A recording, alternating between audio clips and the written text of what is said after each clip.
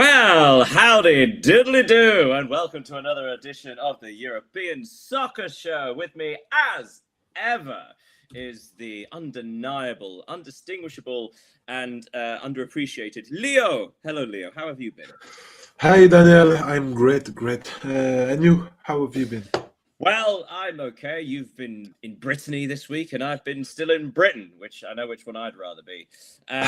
Speaking of Britain, let's give you some highlights from across the European continent as well as the English Premier League, where the highlights include Arsenal moved 9 points clear at the top of the table as Manchester City falter again against the relegation-threatened side twice in 2 weeks, in 2 matches. In La Liga, a competition between Real Madrid and Barcelona for the most fabulous and impressive victory. Barcelona as a team, Real Madrid as basically just Arda Güler's 67-yard goal. In Serie A, very interesting results, but in the end, they don't actually matter. For a second, we thought we were back into a title race, but AC Milan saw fit to lose at Lazio late yesterday. In the Bundesliga, Bayern Munich somehow drew 1-1 against Bayer Leverkusen, despite only having 9 men and no real goalkeeper. In Ligue 1, Paris Saint-Germain's fixture was postponed, which meant that Lens had the opportunity to go back to the top of the table, but they fumbled the ball, I believe is the NFL expression, as they lost at Lorient. Yes, lots to talk about. So we are, as ever, going to start in the Premier League. And interestingly, or rather uninterestingly, there are a lot of zeros in this week, weren't there? A lot of nil-nils, a lot of clean sheets, but actually some very interesting results. But we are going to start with Arsenal this week. We've been fighting off the last couple of weeks. Very interesting game at home against Everton. Everton playing fantastic, kept them 0-0 until the last minute of regulation time, where Jordan Pickford came out for a cross, didn't quite reach it, and the ball fell to Gyökeres, who slotted home to give them the lead. However, everybody is talking about the second goal scorer, Max Dowman, who brilliantly ran best part of 70 metres with the ball and scored into an empty net in the 7th minute of stoppage time to become the youngest ever Premier League goal scorer. This was an incredibly tense match, wasn't it? If you sort of heard the atmosphere at the Emirates, a lot of the fans biting nails, getting restless. The tension in the atmosphere in the stadium palpable, and yet they managed to find a way, which is something that Manchester City are failing to do. Perhaps this is the reason Arsenal will be champions. Yeah, I remember back in December when they won away at Everton. We already told that it was a tense game, a hard-fought victory, and it's quite the same 3 months later with the same goal scorer, because Victor Gyökeres was the one to score at Everton 3 months ago to seal the victory for Arsenal. And I think it's that kind of harsh victory against, as you said, a good Everton team, very good Everton team, that will enable Arsenal to finally win the title. Max Dowman, again, youngest Premier League goal scorer ever, second youngest top flight goal scorer, I believe, ever. Yeah, it's kind of astonishing because it's not as if he was just given a goal or, sort of a cheap goal at the end of a game. He came on and actually changed the game. It was highlighted when Mikel Arteta made the substitution. He brought him on for Zubimendi, and players like Gabriel Jesus were left on the bench. And yet he turned to this 16-year-old Dowman and he delivered. His was the cross that pulled Pickford off his line that led to the first goal. And of course, he finished the second goal. What an astonishing young man, not to sound 100 years old. I think he's one of the incarnation of this new generation of players, of young players who are not shy on the pitch, who wants to demonstrate everything that they can do. I remember back in, 3, 4, 5 years ago, when Ryan Cherky was thrown in the big deep against Nantes in the Coupe de France. he was 16 and also astonishing. We can also talk. I saw on Twitter some footage video of Manchester United's JJ Gabriel, who is likely to I trained with the first team and maybe have his first appearance. It's this kind of players. Even we can talk, of course, about Lamine Yamal, who is still very young. They want to prove themselves to the others, and I really like that kind of play. But Arsenal do manage to fight for the victory and secure that. And only a couple of hours later, Manchester City dropped points at West Ham United. 1-1. Bernardo Silva opened the goal with a gorgeous little chip from a tight angle, catching the keeper out. Whether he meant it or not is up for debate, but he certainly claims to. But West Ham United responded immediately with Mavropanos' bullet header from a corner. Are we going to be ultra critical of Manchester City because throwing away a lead twice at home against Nottingham Forest seemed like poor game management? This felt a bit different, didn't it? Because, I mean, they had Manchester City had 24 shots, 6 of which were on target. West Ham had 1 shot, 1 on target, 1 goal. This felt a bit more sort of just unfortunate from Manchester City, or perhaps just not clinical enough. I don't know if you heard Pep Guardiola's presser after the game. He recognized having made a mistake by not starting with Cherki. So I think he knew that against a low block, as West Ham showed, he needed a player capable of playing in the tight spaces. And here is his mistake, and he recognized it. So, of course, it was there was a lack of precision, a lack of I don't know. They didn't put the knife as deep as they should have been in the West Ham's defense. But finally, in a title race, when you are trailing on Arsenal, you can't allow yourselves to make some mistakes. So I think the title is now done. It's a bad week generally, though, isn't it? So 2-2 at home against Nottingham Forest, again, just above the relegation zone. Then losing at Real Madrid 3-0 in the Champions League. And then drawing at West Ham United, who are in the relegation zone. And now they're obviously about to face Real Madrid again. Now, I was going to say, it's not as if this is the make or break part of the season for them, because, you know, if they go out of the Champions League, they are still fighting for the title, although it seems far away. But they are in the League Cup final. They are in the quarterfinal of the FA Cup. So it's not as if they are underperforming the season. They've had a huge number of matches. They're in every competition. It's just that they seem to have lacked something that they've had in past seasons. Yeah, I agree with you.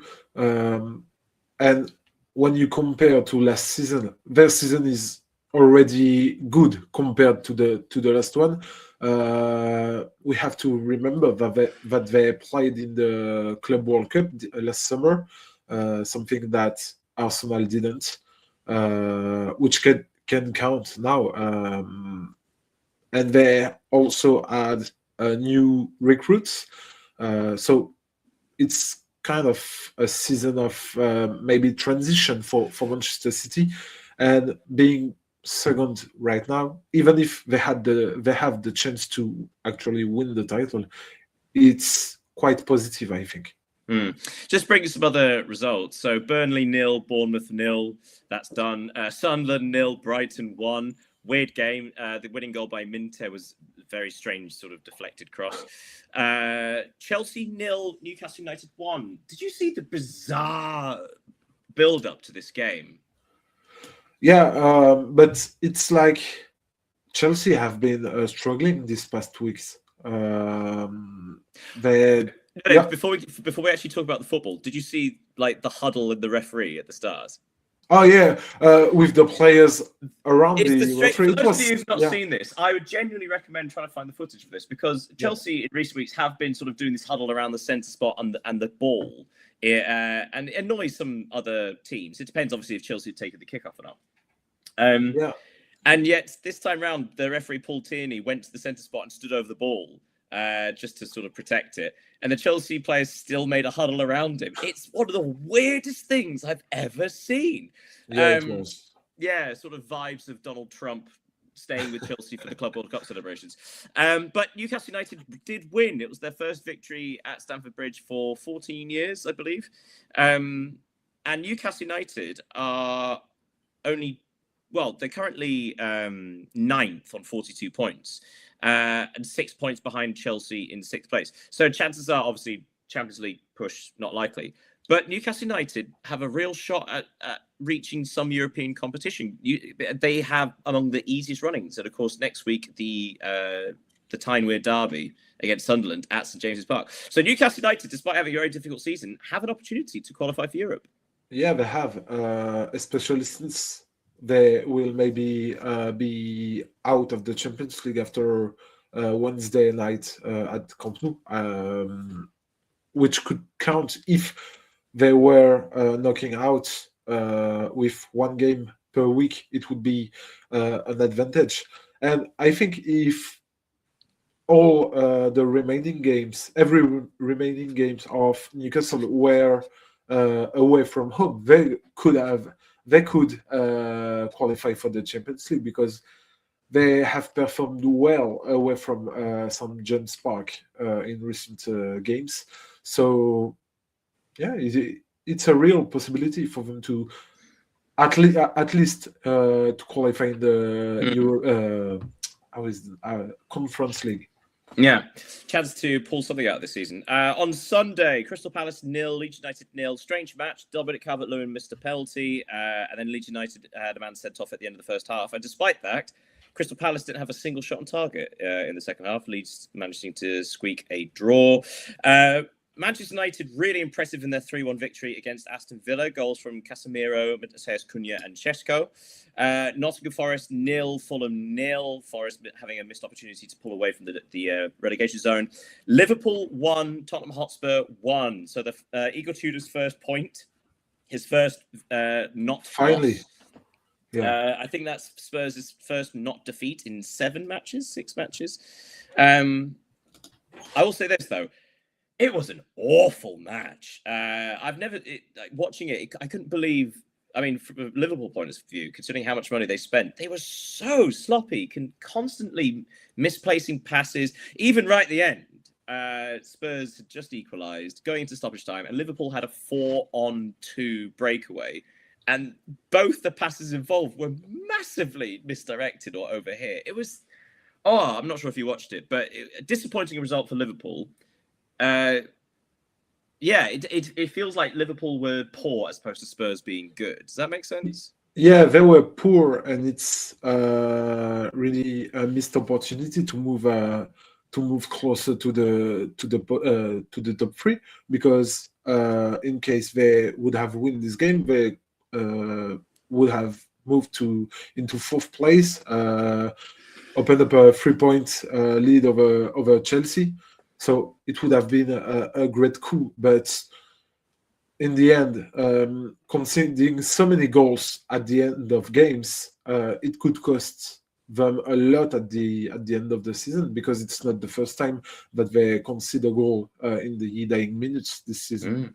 And they've got the trailing Galatasaray in the Champions League, Yeah, which would be not quite an embarrassing exit, but certainly an unexpected one if they don't turn that around. So actually in the table, Arsenal, like I said before, 9 points clear of Man City. Manchester United now 3rd, 7 points behind Man City and 3 ahead of Aston Villa, who've just suffered their 3rd straight loss. Liverpool are currently occupying 5th on 49, 1 point ahead of Chelsea, who've only got 1 win in the last 5 matches. But right behind Chelsea, in the last thing we'll talk about before moving on from the Premier League, Brentford face Wolverhampton Wanderers tonight. Brentford, if they win that, will be 1 point behind Chelsea. Are Brentford in this race for the Champions League? That's a cool question. For the Champions League, I don't think so, to be honest. But for European football, for sure, because... Well, I'll make it another way. If they win, they'll be 4 points clear of 8th place Everton. Yeah. So Yeah, but it's hard to make the case against it, right? Because they've been one of the few consistent teams. And if they are only 1 point behind Chelsea or 2 points behind Liverpool, at least on paper, there's a chance. Yeah, there is a chance, of course, but we have to deal with the fact that Chelsea are likely to be knocked out of the Champions League by Paris Saint-Germain, which obviously will help them to save some resources for the end of the season. Liverpool could also be knocked out, so it will be difficult for Brentford to tie with Liverpool and Chelsea, especially since Wolves have won their last 2 games in the Premier League against the informed side. Yeah. So maybe a surprise tonight. We should probably say as well that the 4 teams fighting off that last relegation spot, they all drew. So it's as you were from last week. All Leeds, Spurs, Forest, and West Ham all separated by just 3 points. Very excited. Right, we should go off to Serie A and some fantastic Italian football there. On Friday night, Torino, precious victory over Parma, 4-1 at home, which means that Torino are probably safe now.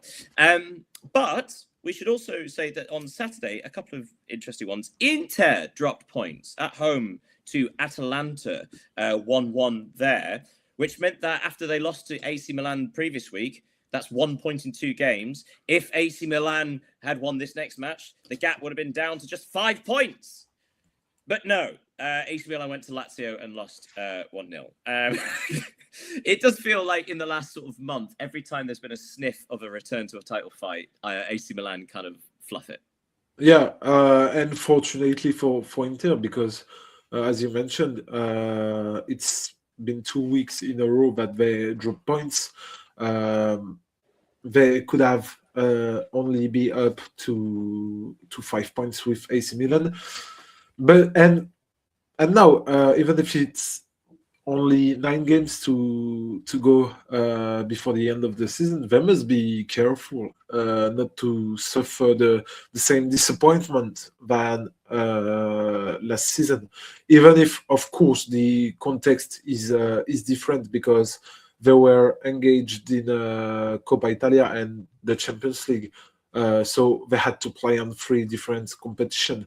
But last season they were top of Serie A until the 33rd match day, before being overtaken by Napoli. So they really need to be careful, and it's obviously a missed opportunity for AC Milan to close the gap with them. It does feel like Inter haven't really had any pressure put on them for a good couple of months, and this was an opportunity. And AC Milan don't really have an excuse, do they? They don't have Europe. They don't have these other distractions, and yet continually they sort of not undermine themselves, but like they very rarely seem to put a consistent run of form together to sort of really put pressure on Inter. They always seem to be sort of hit and miss, a bit like Juventus in that respect. Yeah, I agree. And in my opinion, they absolutely need to win the Serie A title because of the way they were knocked out of the Champions League by Bodo Glimt, which was obviously a big surprise. I don't think the fans, even with the Coppa Italia semi-final, if they get eliminated by Como and don't win the Serie A title, this would be a huge disappointment for all the fans. Yeah, well, we should point out they're still massive favourites, aren't they? 8 yeah, points of course. Clear. Time around. But elsewhere on Saturday, Napoli came from a goal behind to defeat Lecce 2-1 with goals from Rasmus Højlund and Politano, which means Napoli are now only 1 point behind AC Milan. So actually a potential fight for second place. But the real interesting thing, much like we spoke about last week or the week before, the juicy fight beneath them. 4th place, Como. They were at home to Roma, the rivals for that Champions League spot, and Como won 2-1. Came from behind to do that. Sorry, Donia Marlin opened the scoring for Roma from the penalty spot. before Como responded in the second half. Roma had a man sent off. Wesley got a second yellow card before Como scored through Diego Carlos. So Como, once again, coming up against, let's say, a peer or a team that we regard as equal, well, on the pitch at least. But unlike other big teams like Juve and AC Milan, who seem to be dropping the ball, Como seem to be really sticking into it. They're showing tremendous fortitude and mentality. Yeah, I agree. And looking at the match, it's really deserved victory for Como. They continue to impress this season. They have beaten a lot of major opponents so far, tied with Inter Milan in the Coppa Italia. They could win a title actually this season, which is obviously quite not. I wouldn't say unexpected given their financial resources and everything, but it would be a great coup for the project. They are now only three. They are now 3 points up to Roma in the Champions League spot race, which is obviously a great advantage for them. So yeah, they are likely to qualify because they are fourth if we just talk about results and points. So it's a great coup for them. Yeah, they stay 1 point ahead of Juventus, who won at Udinese 1-0. Comment here from Foxy Iro. Good name. Eduardo Motta, very impressive young keeper for Lazio. Yeah, I think we've mentioned him before, haven't we? There's not much to cheer for Lazio and Lazio fans this season, although in the last sort of 5-6 weeks, they have begun a bit of rejuvenation, a bit more pride, and they are climbing the table, although the gap to Atalanta is probably a bit too much at this stage to challenge for a European place. But Lazio are still in the semi-finals of the Coppa Italia, I think. They drew with Atalanta, didn't they, 2-2? So Lazio still have an opportunity to win something this season. So like reasons to be cheerful after an incredibly intense, worrying big start of the year. Yeah, and they could win something that Roma couldn't, because it would be like, the rivalry thing. Yeah, they could actually win a title. They have been, they had mixed results this season, and it's under difficult circumstances. We should always remind people, like the transfer embargo at the start of the year was obviously hamstrung them somewhat.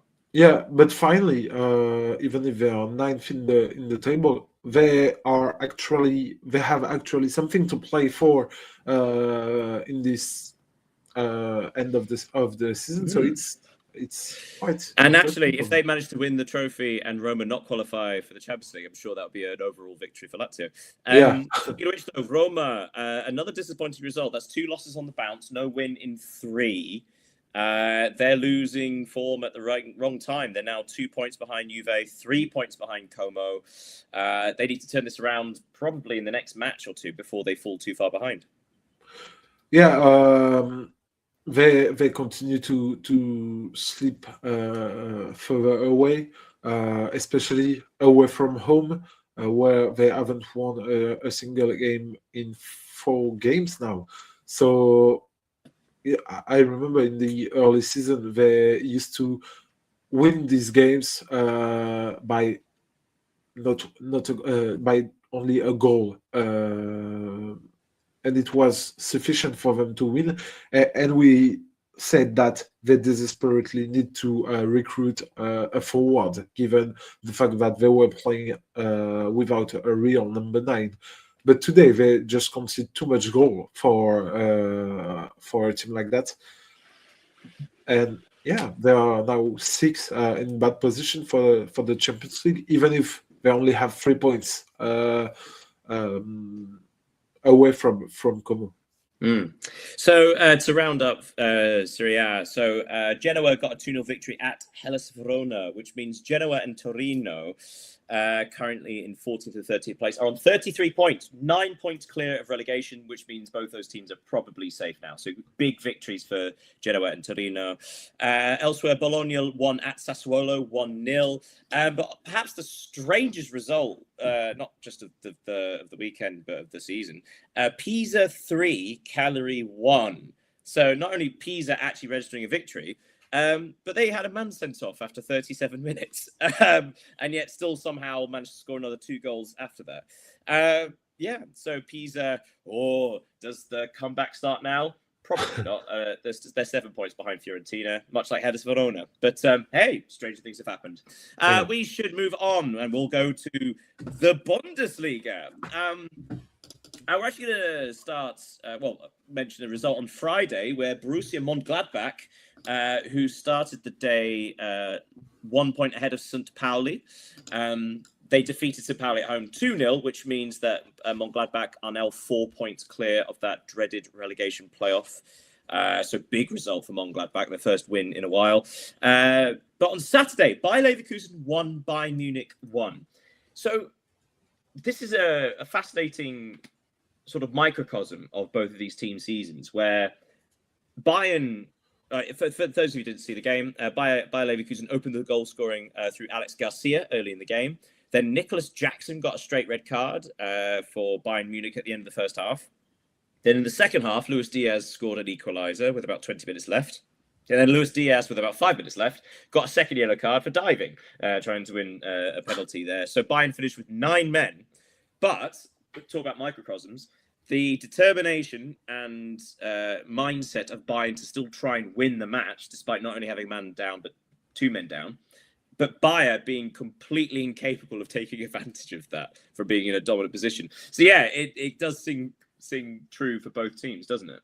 Yeah, as you recall, it was rather chaotic for between Leverkusen and Bayern Munich, and also I don't think you've mentioned the 3 goals disallowed in this game. One for Bayer and 2 for Bayern. So it was really chaotic. Just a word on Luis Diaz, because Liverpool have decided to part ways with him last summer, and now he has scored 21 goals and provided a 17th assist so far this season, which is ridiculous. We should always put it out that this is Bayern, though, so they rate of course goals against Atalanta. They are so overpowered. They're going to be stats like that. But even still, it seems at the time Luis Diaz's moves was described as a bit expensive for Bayern, but actually now it's seeming well spent. But and I don't know if you saw the goalkeeper issue for Bayern Munich. They were down to their 4th goalkeeper, was it? Yeah, and now a 16-year-old goalkeeper is likely to play in the Champions League because Manuel Neuer is injured, Sven Ulreich too, and 2 of the young goalkeepers too. So it seems to be a strange one for this young goalkeeper. Well, it reminds me of Iker Casillas at the time at Real Madrid. That's a fun comparison. Yeah. Comparison. Fortunate that they basically ended the tie against Atalanta because there's less pressure on their goalkeeper coming in. Don't want another Kinski moment. Yes. But also, I mean, maybe it's best that, say, for example, Bayer Leverkusen, who drew with Arsenal, so perhaps that was really what took it out of them. Bayer Leverkusen showing that they probably can't continue on 2 fronts. They probably can't continue to stay because they are currently 5 points behind. Elsewhere, the last match of the weekend, Stuttgart defeated RB Leipzig 1-0, which meant that Stuttgart actually jumped RB Leipzig into 4th place. So Bayer are 5 points behind Stuttgart. So it's probably in Bayer's interest to really concentrate on getting back into the Champions League as opposed to trying to stay in it. Yeah, I agree. Even if it's a valuable point for Leverkusen, but as you said, Stuttgart's victory brings them a double benefit because first they consolidated their 4th place in the table, and they are now drawing level with Hoffenheim in the race for the 3rd, because Hoffenheim have drawn with 17th placed Wolfsburg this weekend. So, well, since you mentioned it, that's I was going to bring interesting. that up. So Hoffenheim won, Wolfsburg won. An excellent result for Wolfsburg, and Yeah. with that means they're 3 points behind St. Pauli, so they are within striking distance now, in the relegation playoff position. But Hoffenheim, so in their last 6 matches, they've won twice, drawn twice, and lost twice. The very, definition of inconsistency. But they are still third. They're on 50 points. So their inconsistency hasn't been capitalized on by Stuttgart or Leipzig or Bayer, who just seem to keep dropping points. Yeah, and because we are close to the end of the season, and every game counts for the teams. Offenheim are out of the DFB Cup. They don't play European football. Stuttgart are still qualified in the Europa League. They will play Porto in the second leg of the round of 16. They are also playing in the German Cup, so it can count also, as we said, for the in the Premier League. So it will be interesting. And looking at the next fixtures of Offenheim, they will play Mainz, they will play Bremen, and they will play Stuttgart before the end of the season. It could be something an important game for the top 3. Elsewhere, Borussia Dortmund, an easy victory, 2-0 over Augsburg, means that they close the gap to Bayern to just 9 points. Also, Frankfurt defeated bottom of the table Heidenheim 1-0. Hamburger drew 1-1 with Köln. Köln, who are only 1 point above the relegation playoff themselves. Huge result, though. On Sunday, Werder Bremen 0, Mainz 2. So Mainz started just, again, level points with St. Pauli. Hold on, sorry, Foxy. Foxy. Bayern having a goalkeeper crisis. Leonard Prescott set to be the youngest in Champions League. Yeah, that's a good point, actually. And as we were saying, it's for those of you who aren't aware of the Kimski situation. Atletico Madrid, when they defeated Tottenham Hotspur, was it 5-2? Yeah. Tottenham started with Kimski in goal, which was a huge decision by Igor Tudor. And in the first 17 minutes, he slipped over whilst passing out, which allowed Atletico to score a goal. And he also completely fluffed a pass, which meant that Julian Alvarez got an open goal to score for 3-0. And so he was subbed off after 17 minutes. Now, the great thing is that the entire football community has basically got behind Kimski, because the decision to sub him was potentially understandable, because Igor Tudor spoke about wanting to protect him, but also he didn't acknowledge him or comfort him or anything like that. Now, of course, anybody who knows Igor Tudor knows that's not his style, but also having a young goalkeeper thrown into that situation, having not played first team football for the best part of 2 years. It seemed unfair. Difficult situation. Both to start him, and it seemed unfair to take him off and sort of throw him into the fire. But what the reason to bring up is, of course, the young Bayern keeper, Leonard Prescott, it looks like, I think he said. He doesn't have that pressure because Bayern has such a big gap, and that allows him to play with a bit more freedom and a bit sort of, less intensity and less worried. Wouldn't you think so? Yeah, I agree. And seeing Atalanta score 5 or even 6 away at Allianz Arena seems quite unrealistic. Yeah, exactly. Yeah. Sorry, I was about to say Mainz defeated Werder Bremen 2-0 at Bremen. So they started the day level on points, and Mainz now pulled 3 points clear of St. Pauli. Actually, no, sorry, Mainz were behind Bremen, so they've leapfrogged them. The battle at the bottom of the table in the Bundesliga is so fascinating. The only other result to tell you about, Freiburg 0, Union Berlin 1, a goal late in stoppage time, giving them the victory there. Right, we should park the Bundesliga and go over to La Liga. La Liga. So I mentioned we're going to start, as ever, Real Madrid and Barcelona. Which match did you enjoy the most? The Barcelona one. Okay, so for those who haven't seen it, Barcelona 5, Sevilla 2. A hat-trick for Raphinha, 2 of which were from the penalty spot. Goals for Dani Olmo and João Cancelo, who, I'll be honest, I completely forgot to play for them.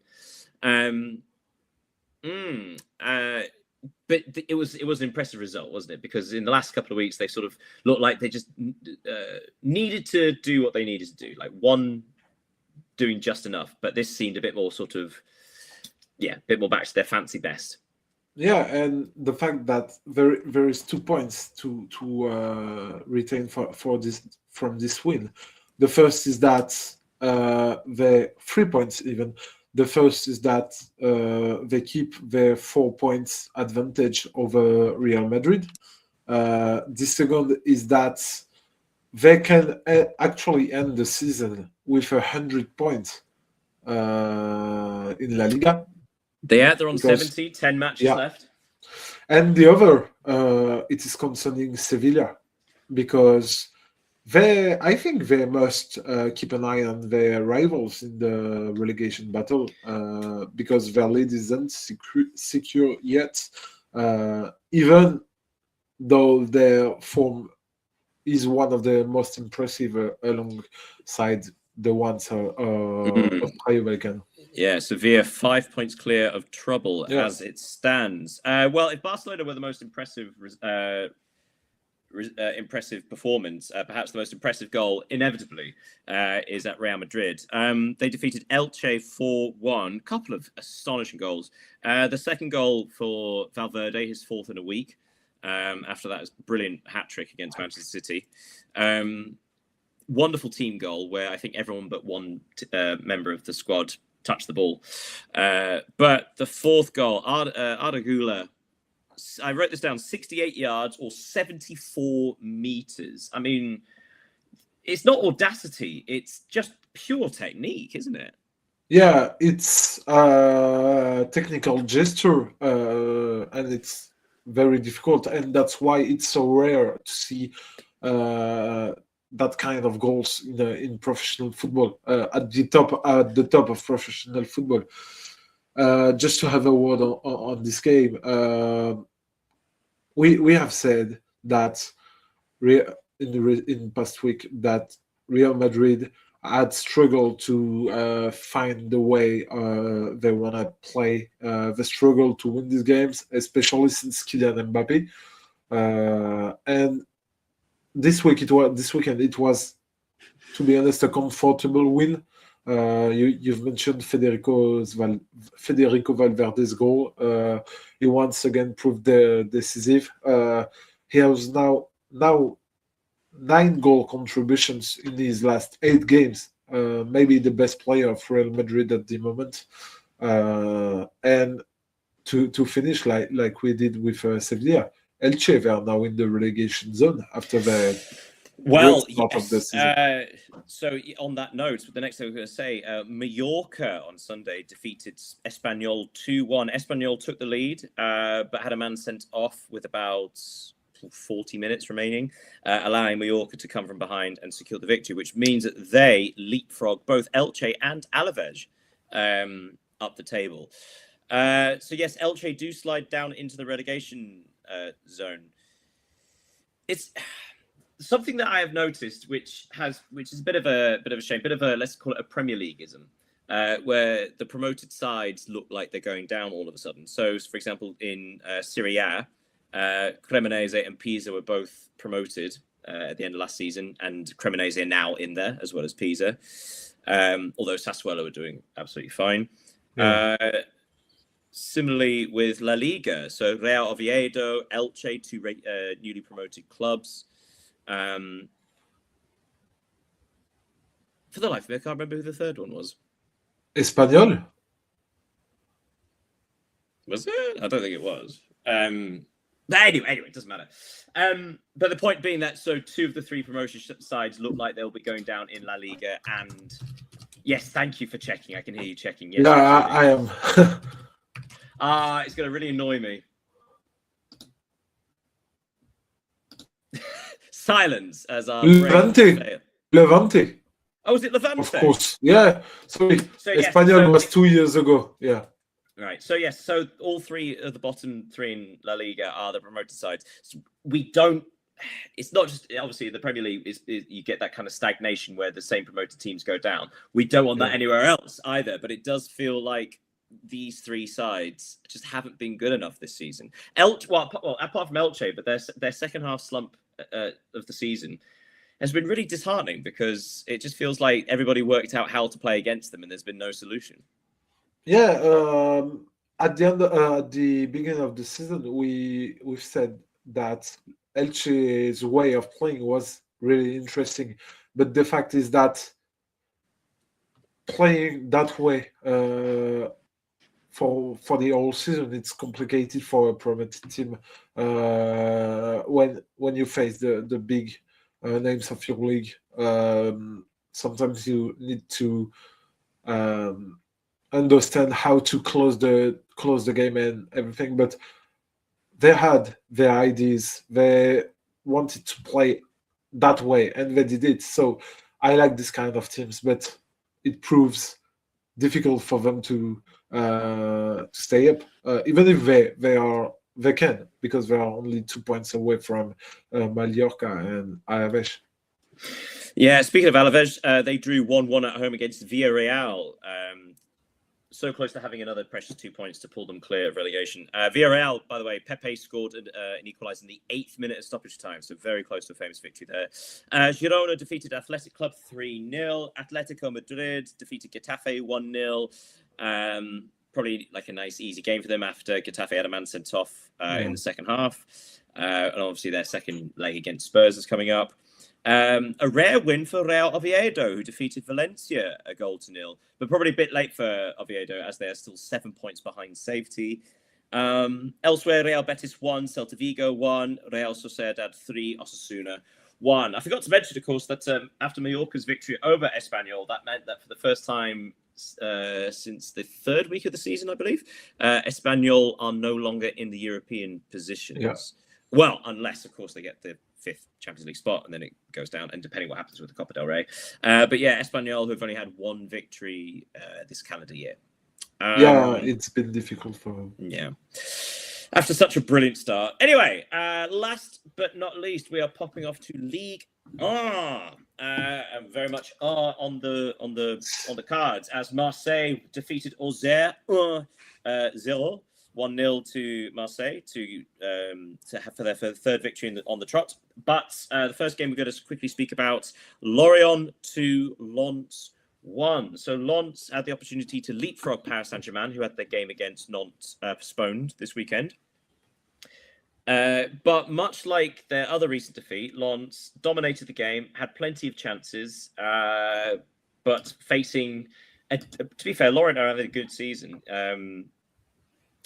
Who were clinical with their opportunities. Lens just came undone. So it was another, rather than playing badly or dropping the ball, it was more like a missed opportunity. Yeah, it's completely a missed opportunity. They could have put the pressure on the Paris Saint-Germain. We will play their games against Nantes in mid-April, I think, or by the end of April. But the thing is that Lorient, who are a promoted team, we've talked about promoted teams in the past minutes. They have been great this season. They have, especially at home, because they have picked up 26 of 37 points there. Lens, they had chances, clearly, but now if PSG are to win against Nantes, which I don't think they will fail to, it will be difficult for the title. So yeah, it's now Paris Saint-Germain do seem to have an easy run in, and also we're getting to the points of like, well, almost thinking up reasons why Paris Saint-Germain would drop points against certain teams, as opposed to that's a tricky one. It does all kind of come down to Lens against Paris Saint-Germain. Lens have to win that now. Yeah, of course. Elsewhere, Angers lost at home. Hey, Nice won a game, 2-0 at Angers. That's nice for them. But Monaco defeated Brest, a pair for Monaco, ironically. 2-0 against Brest, which means Monaco are now, well, they remain 6 points behind Marseille, as do Rennes. Lille, though, spoiler, we're going to jump ahead. Lille defeated Rennes at Rennes with a very impressive victory. So you still have 5 teams separated by just 6 points. So Monaco's, that's 5 wins in a row. They're undefeated in 8, I believe. They've built ahead of steam. They really are the team to watch all of a sudden. And hey, outplaying Paris Saint-Germain, arguably 4 times this season. There's something about this side which is kind of astonishing considering how the season started.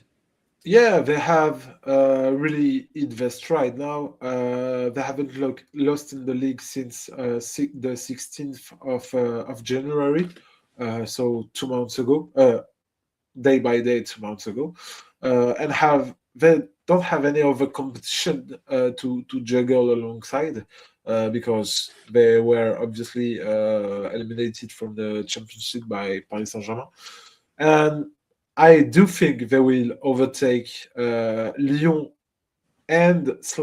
or Marseille to climb the top 4 or even the top 3.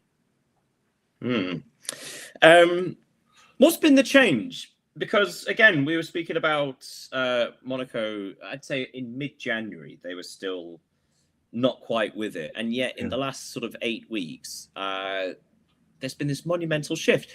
Has anything changed in particular? The coach, I think Sebastian. Of course, yeah. I really think Sebastian Pocognoli has been doing tremendous job at Monaco. He needed some time to implement his way of playing, but now the players seem to have understand what he asks, and it's paying off. Ultimately. Elsewhere, Strasbourg 0, Paris FC 0. Strasbourg, understandably, are probably putting their focus on. Is it the Europa League they're in? The conference. Yeah. Focus on the conference as well as the French Cup as well. So they're in 2 other competitions that they have legitimate opportunity to win. So makes sense. Elsewhere. Le Havre 0, Lyon 0. Lyon once again failing to win. That's 1 victory in 4 for that's no wins in 4. No wins in 4, yeah. Yeah, and they slipped to 4th place. That's 2 disappointing draws for Lyon on the bounce. Despite the fact Le Havre had the wonderfully named Zagadou sent off in the second half with about 30-40 minutes left. What's happened in the last few weeks at Lyon? Because they suddenly become toothless. Yeah, they are, because they are toothless. They don't have any forwards left. Even against Celta Vigo in the Europa League, Rémi Imbert, after 20 seconds, was forced to be substituted because of an ankle injury. So it's now 5 or 6 offensive player off the squad for Lyon. Hopefully, they will finally get Pavel Sulc and Afonso Moreira, Malik Fofana back in the coming days and coming weeks. So it's important for them. So I've just seen that Foxy's messaged us again. Lamine Camara, the big difference for Monaco. It had injury issues at the start of the season, and of course, AFCON, Monaco win rate just 22% without him. Big move for him in the summer. That's a fair point, actually. Lamine Camara has had a lot of chatter about him. Yeah. He's been one of the best midfielders in Ligue 1 this season. His performance against the big clubs have been extraordinary. The latest against Paris Saint-Germain in the league 1 or 2 weeks, last week, sorry. He is a great player, and I wouldn't be surprised to see a club like, I don't know, Tottenham or something like that, if they, of course, manage to stay up, to bid an offer on him. Last results to bring you from Ligue 1. Insane match as Metz hosted Toulouse, and Toulouse won 4-3. My God, Toulouse had a 2-goal lead before Metz fought back to 2-2. Toulouse had the lead again. Metz equalised, and then Toulouse found yet another goal, the winner this time in the 9th minute of stoppage time.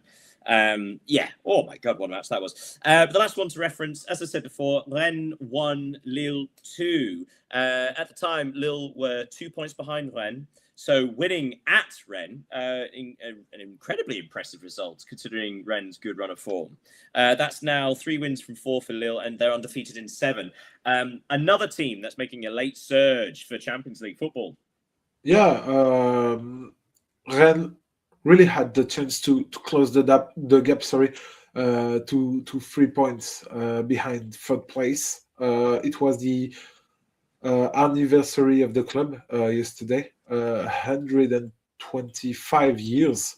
So it was a party that didn't end well for Rennes. I don't know if Lille have what it takes to qualify for the Champions League. To be honest, I'm not. They're still in Europe, aren't they, Lille?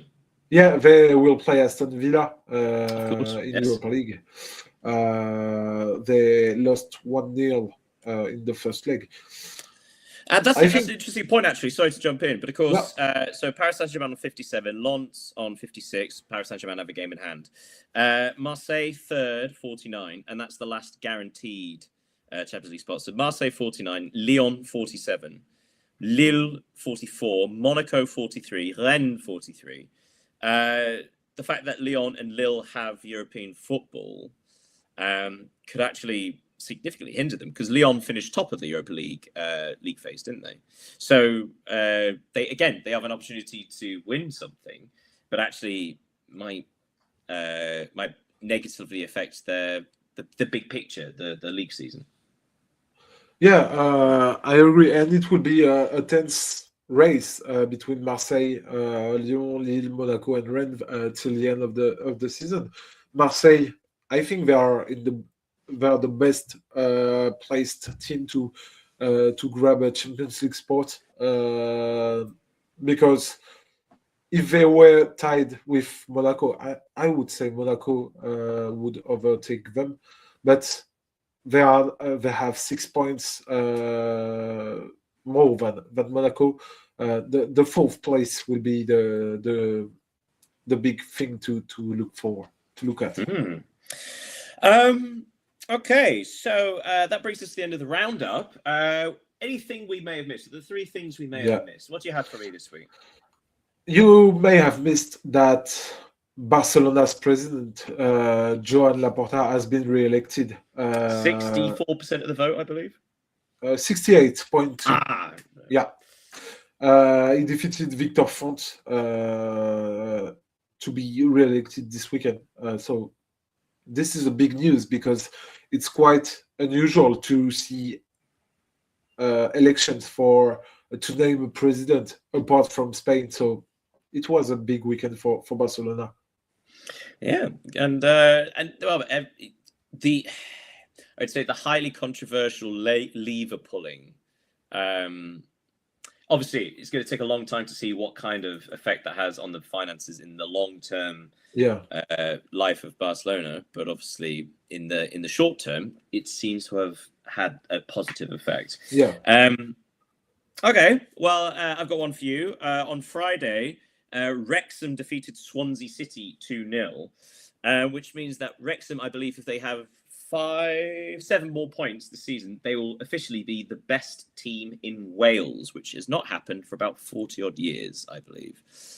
So the first, I believe the next check for Wrexham's sort of big picture stuff is about to be signed off, trying to be the best team in Wales, and they're on the cusp of achieving it after defeating Welsh rivals Swansea. Yeah, that's an interesting one too. I got a last thing you may have missed.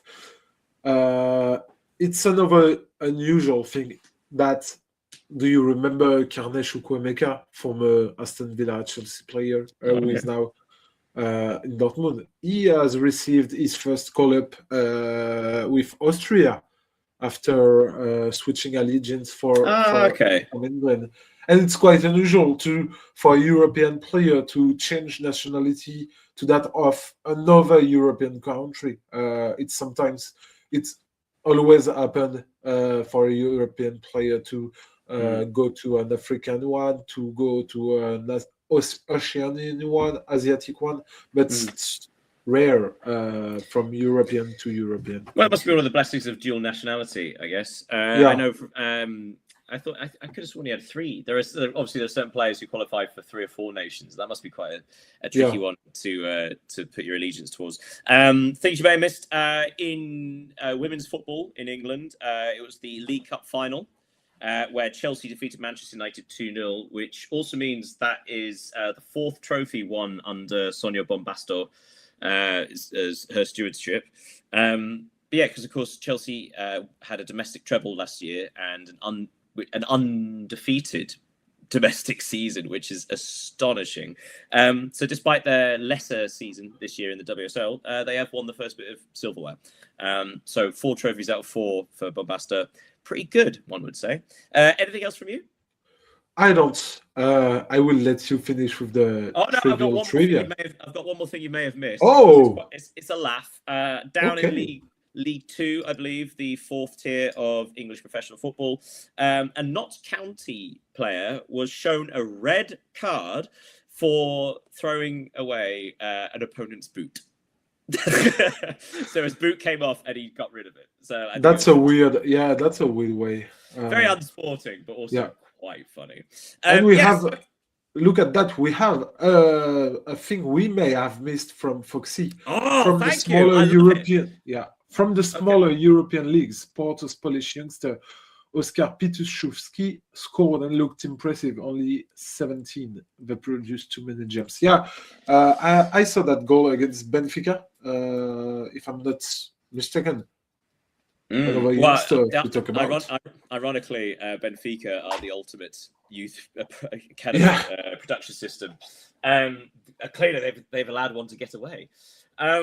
Yeah, that's a good shout. Also, generally speaking, if anybody's watching this, if they want to send us anything we may have missed, either in the comments or live or comments after, please do. Like, I love this kind of stuff. We've been talking about the Polish league, where every single team, all 18 teams in the league, can still win the title and also get relegated. It's fantastic. Okay, but we are going to leave with the trivial trivia, and this one's a nice sort of easier concept. You may not get the answer, but it's an easier concept. Okay, so we are going to go to the Premier League, as often mine are. Apologies. Which team has scored the most goals from substitutes? I would say Manchester United. Maybe. Another couple of opportunities. Tottenham. The fact that they'd be top of any list is clear. Sorry for that. I don't have any clue. Arsenal. Arsenal. Foxy's playing along. Well done, Foxy. Foxy got it just before I said it. Bravo, Foxy. Yes, the answer is Arsenal. 11 of their substitutes have scored a goal. This is not including assists either. 11 goals scored from substitutes. So Mikel Arteta positively affecting matches through his tactical changes. So 11 goals from them. That's top. I believe second's Bournemouth with 7. Might be wrong about that. Do you want to have a guess how many Manchester City have scored?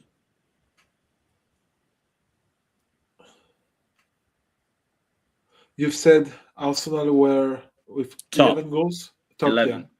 And Manchester City, where are they placed? I'm not saying.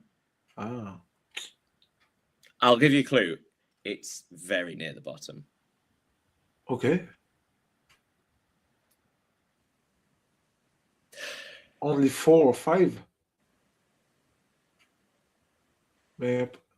One. So that's kind of an astonishing thing. So talking about the battle between Arsenal and Manchester City, the battle between Arteta and Guardiola. Arteta this season has positively affected results 11 of his substitutions scoring goals, whereas Guardiola's only one of his substitutions has ended up scoring. Now, that doesn't mean it doesn't positively affect, play and possession and other things. But yeah, a stark contrast to there. City don't score in the second half, so very you make That's a very good point, point. Foxy, they don't score in the second half, but that also might contribute towards it. The fact that the changes aren't positive or won't give goals. But anyway, we need to end there just before the hour mark. Thank you so much, everybody who's been watching this. Thank you, Foxy, for being our third person. That was very nice. Yes, don't forget, if you ever want to comment, do feel free to send them. We'll read out the appropriate ones or the fun ones, or if we're very, very lonely, any of them. And as ever, thank you for following our social medias. Leo, thank you for joining me. Thank you, Daniel. Thank you to Foxy too. Do not hesitate, as always, to subscribe on our YouTube channel, to follow us, to talk with us. It's a pleasure to share football with you. So absolutely. Things to look out for this week. Obviously, the second leg of the Champions League round of 16. Yeah. Very, very exciting. Potentially, every single English team might get knocked out. Yeah. And put in comments if you have some, how can I say that, for the second leg of the Champions League or Europa League or Conference League, some guess the score of some predictions. Predictions. Sorry, I didn't have the name. No. Again, to be fair, your English is better than mine. So, thank you again, everybody. Yet another edition of the European Soccer Show comes to a close, but we'll see you next week. And my God, it's getting exciting. Oh, we need a break. See you next week, everybody. See you next week. Have a nice end of the day. Bye. Bye.